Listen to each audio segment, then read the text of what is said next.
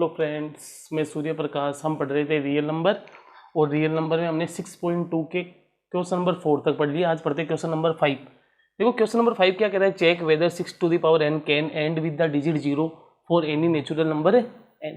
ये बोल रहा है कि 6 टू द पावर n, और n क्या है यहाँ पे, नेचुरल नंबर। मतलब 6 का पावर अगर हम कोई नेचुरल नंबर रखे तो वो क्या 0 से एंड होता है या नहीं होता है। कुछ भी रख के देख लो, जैसे 6 की पावर 1 रखा 6 आ रहा है, 6 की पावर 2 36, 6 की पावर 3 216। देखो सब में 6 आ रहा है, लेकिन किसी में 0 आ रहा है क्या, नहीं आ रहा। वैसे आप कितने चेक करोगे, 6 की पावर 4, 6 की पावर 5, ठीक है। तो क्या होता है, अगर हम यही बोल रहा है कि 6 की पावर n रखने पे ये 0 से एंड होता है या नहीं होता है। देखो यहाँ पे तो हम सीधा ही बता सकते हैं, 6 की पावर कुछ ही रख लो, हमेशा यूनिट डिजिट पे 6 ही आना है। 6 की पावर आप 1000 ही क्यों ना रख लो, हमेशा क्या आना है 6 याद है। लेकिन 6 के अलावा और कुछ भी हो तो आप बता सकते हो। देखो कैसे, कुल मिला के बात ये है, अगर कोई नंबर 0 से एंड हो रहा है, अगर कोई नंबर 0 से एंड हो रहा है तो उसके दो फैक्टर होने चाहिए, 2 एंड 5। यानी फैक्टर मतलब वो नंबर 2 और 5 से डिवाइड जाना चाहिए, ठीक है। तो फैक्टर होने चाहिए 2 एंड 5, या यूँ कहूँ कि 2 और 5 दोनों से वो डिवाइड जाना चाहिए। जैसे देखो हम कुछ चेक करते हैं, जैसे 10 0 से एंड हो रहा है, इसका मतलब 2 और 5 दोनों से जाना चाहिए। देखो 2 से भी जा रहा है और 5 से भी जा रहा है, 2 भी इसका फैक्टर और 5 भी फैक्टर है। 20 देखो 2 से भी जा रहा है और 5 से भी जा रहा है, इसके अलावा भी जा सकता है, लेकिन इन दो से तो कंपलसरी है। आपने 100 लिया तो देखो 2 से जा रहा है, 5 से जा रहा है, कुछ भी ले लो आप, जिसके पीछे में 0 है, एक 0 है या एक से अधिक 0, वो ऑलवेज उसका फैक्टर 2 और 5 तो होगा ही होगा, ठीक है। अब बात आई 6 की पावर n में कैसे चेक करें, तो 6 का चेक कर लो, n का चेक करने की आवश्यकता ही नहीं है। 6 का चेक किया तो 6 के दो फैक्टर आए, 2 और 3। जब एक 6 का 2 और 3 है तो कितने भी 6 ले लो ना, 2 और 3 तो चलते रहेंगे, ठीक है। वहाँ पे 5 आने का तो चांस है ही नहीं। जब 6 की पावर 1 में 2 3 आ रहा तो 6 की पावर कितनी भी ले लो, वहाँ पे भी 2 3 यही आते रहेंगे, लेकिन 5 कभी भी नहीं आएगा। जिसका मतलब इसमें जब 5 नहीं आ रहा, 2 तो आ रहा है, 5 नहीं आ रहा, इसका मतलब ये 2 से तो डिवाइड हो जाएगा 6 की पावर n कुछ भी हो सकता है, लेकिन ये 5 से डिवाइड नहीं होगा। जब 2 और 5 दोनों से डिवाइड नहीं हो तो हम कह सकते हैं उस केस के अंदर वहाँ पे 0 नहीं होगा। तो अभी हम इसको कैसे लिखेंगे, एग्जाम में आने से इतना इजी क्वेश्चन और कुछ ही नहीं है, बस लिखना है इसको। देखो छोटा सा और कुछ नहीं है। If any number ends with 0 then it would be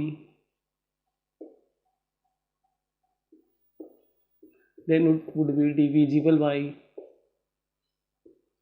2 and 5 both। 2 and 5 ये क्या कह रहा है, if any number ends with the digit 0 then it would be divisible by 2 and 5 both. तो अब हमें 2 और 5 दोनों से वो डिवाइड जाना चाहिए। अब दिखा दो कि इसमें 2 तो है लेकिन 5 नहीं, तो सीधा लिख दो now prime factor of 6 to the power n। क्या मैं इसको 2 into 3 to the power n लिख सकता हूँ। देखा इसमें 2 और 3 आ रहा है लेकिन 5 नहीं आ रहा है। Therefore 6 to the power n divides by 2 but not divide by 3 but not divide by 5। hence we can say that 6 to the power n cannot ends with the digit 0।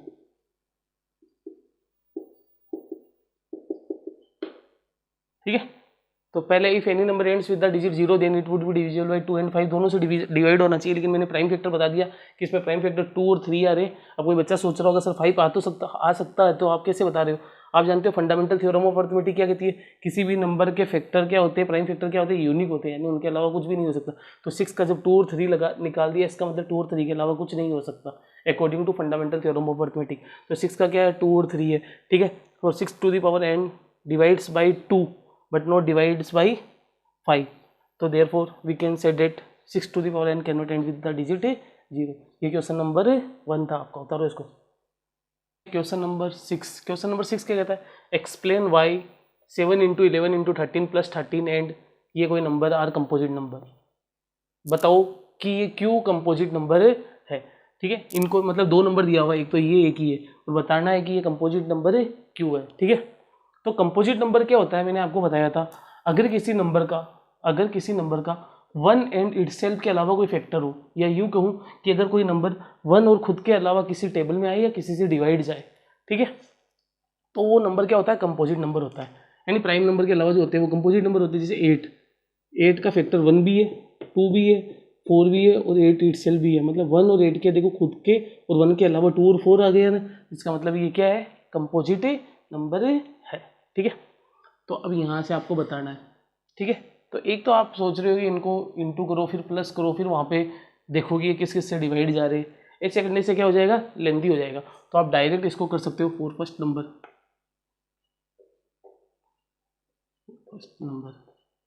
क्या है, 7 इंटू 11 इंटू 13 प्लस 13। एक तो तरीका आप इनको into करो plus 13 करो फिर वहाँ पे फैक्टर देखो 1 और खुद के अलावा कोई है तो इसका मतलब वो ये क्या है, कंपोजिट है। ठीक है, तो अब आपको क्या करना है, इसमें सीधा देखो ना, एक ये हो गया, बीच में प्लस आ गया, एक ये आ गया। ठीक है, तो यहाँ इससे और इससे मैं क्या 13 कॉमन ले सकता हूँ। जब 13 कॉमन लूँगा तो यहाँ पे 7 इंटू 11 और यहाँ पे बचेगा +1, बचेगा या नहीं बचेगा। तो ये 13, ये हो गया 77 + 1 मतलब 13 इंटू 70 है। क्या इस नंबर को मैं ऐसे लिख सकता हूँ। अब जब किसी नंबर को मैं उसके मल्टीप्लाई के रूप में लिख सकता हूँ तो जो मल्टीप्लाई का रूप होता है ना वो एक तरीके से उसका फैक्टर ही होता है। जैसे 8 को मैं 2 इंटू 4 के रूप में लिख सकता हूँ, तो देखो 4 भी इसका फैक्टर है, 2 भी इसका फैक्टर है। ठीक है, कुछ भी ले लो आप। 16 को आप लिख सकते हो 2 2 जा 4, 4 2 जा 8, 8 2 जा 16, ये सारे इसके फैक्टर। या 2 इंटू 8 लिख दो, या 16 और 1 लिख दो। देखो ये 16 से भी डिवाइड जाएगा, 1 से भी जाएगा, कुछ भी लिख दो। 8 2 लिख दो, 8 से भी डिवाइड जाएगा, 2 से भी डिवाइड जाएगा। यानी किसी नंबर को उसके मल्टीपल के रूप में लिख दो, यानी तो वो नंबर उसके क्या होते हैं, फैक्टर्स होते हैं। तो ये कोई नंबर था, इसको इसके मल्टीपल के रूप में लिख दिया, ये लिखो या ये लिखो, बात बरोबर है। यहाँ पे मल्टीप्लाई के रूप में मतलब ये नंबर जो भी कैलकुलेट करके आएगा वो 13 से भी जाएगा, 78 से भी जाएगा। और आपको बताइए कैलकुलेट करके आने पे कोई 13 और 78 तो बनने वाला है नहीं। ठीक है, बड़ा ही बनेगा। 13 तो देखो इधर ही है, इसका मतलब ये नंबर 1 और खुद के अलावा भी किसी से डिवाइड जा रहा है। किससे जा रहा है, 13 और 78 से जा रहा है। इसका मतलब ये क्या होगा, कंपोजिट नंबर होगा। Therefore, this number is divisible by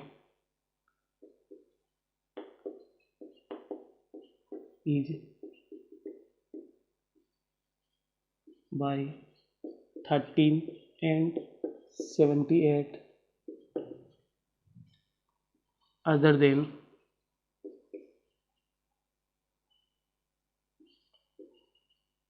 1 and itself. So it is a composite number. इसलिए क्या होगा, कंपोजिट नंबर। ठीक है, तो मैंने बता दिया, इसके मल्टीपल के रूप में लिख दिया। इसका मतलब ये जो भी नंबर कैलकुलेट करके आएगा वो 13 से भी जाएगा, 78 से भी जाएगा। यानी ये 1 और इटसेल्फ के भी अलावा भी इसके कुछ फैक्टर्स है। ठीक है, फैक्टर्स मतलब डिवाइड जा रहा है या फैक्टर्स बोल लो या उसके टेबल में आता, बात एक ही है। डिवाइड जा रहा है, फैक्टर बोल लो या टेबल में आता, बात एक ही है। तो देखो ये इससे और इसके अलावा 13 और 78 से भी डिवाइड जाता है। इसका मतलब ये क्या है, कंपोजिट नंबर। वैसे फॉर सेकेंड नंबर तो आपको समझ में आ गया ही होगा। सेकेंड नंबर क्या है, 7 into 6 into 5 into 4 into 3 into 2 into 1 + 5। जब एक तो तरीका इनको कैलकुलेट करो प्लस करो, एक सीधा इनको प्रोडक्ट के रूप में दे दो। ठीक है, तो 5 कॉमन लिया तो इधर आया 7 into 6 into 4 into 3 into 2 into 1 + 1। ठीक है, 7 गए 42, फिर 42 को 4 4 42, 4 दूना 8 4 168, 168 को फिर किससे किया, 3 से किया, 8 3 24, 6 3 18 और 2 20, 2 आया, 3 एकम 3 3 2 5 504, 504 को फिर 2 से किया तो 1008, 1008 + 1 यानी 5 इंटू 1000। इसका मतलब ये जो भी नंबर है उसके मल्टीपल्स, उसके फैक्टर्स क्या आ गए, मतलब 2 मल्टीप्लाई के रूप में लिख दिया 5 इंटू 1009। मतलब ये नंबर सोल्व करने के बाद 5 से भी जाएगा और 1009 से भी जाएगा। तो वापस ये 9 लिख दो। Therefore, this number is divisible by 5 and 1009 other than 1 and itself. So it is a composite number, ठीक है, दोनों कंपोजिट नंबर को एक्सप्लेन कर दिया, ठीक है, समझ में आ गया। कंपोजिट नंबर का डेफिनेशन भी आपके दोबारा रिवीजन है, हो गया, तो इसको नोट करो।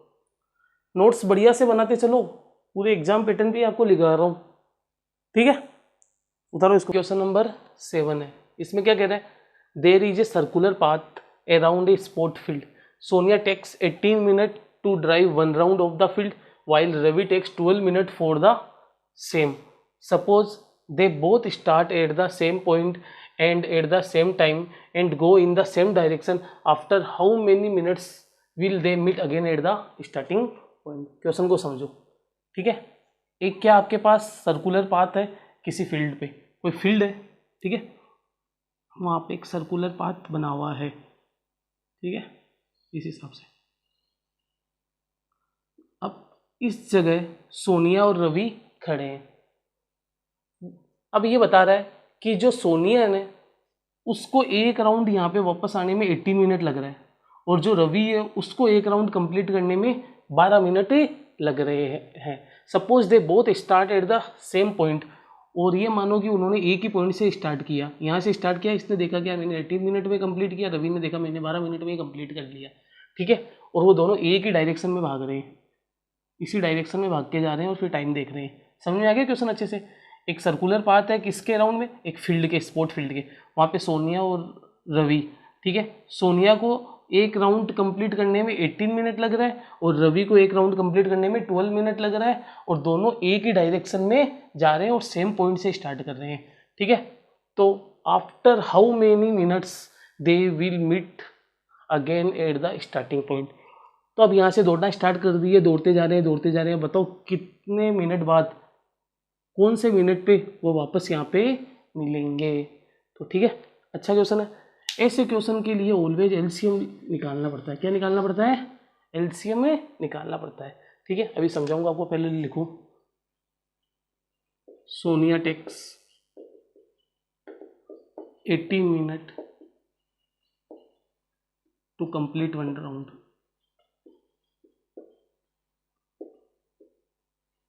ठीक है। वैसे कौन है अपने? रवि। रवि टेक्स